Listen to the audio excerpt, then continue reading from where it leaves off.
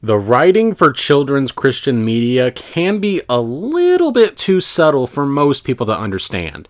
And as such, there are many, many lessons that can be gleaned from it. Here, I'm going to show you a clip that shows you just how subtly and brilliantly this cartoon, and in such a succinct manner, establishes that these characters are the villains. Now the golden calf will go there, and we'll sacrifice over there. You're going to kill the little bull, of course. Of course. So here you have the characters outright stating what their evil plan is. Now, of course, if these are supposed to be the villains, then we may or may not be able to trust what they're saying. So the cartoon is actually really clever about letting us figure out whether or not they're telling the truth or if they're lying, because they're the villains. After all, we need an offering. Now, this is when where casting is absolutely vital.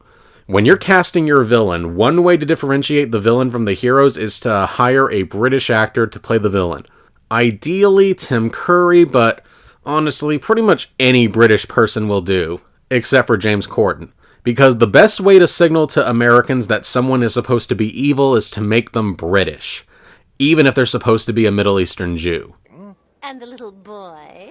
One offering at a time. Now, see, this right here, if you were paying attention up to this point, you would already know that these are the villains. But this is the moment that's meant to signify to the people that weren't paying as much attention that these are the villains. The villain cracks a joke here about sacrificing a young child for absolutely no reason.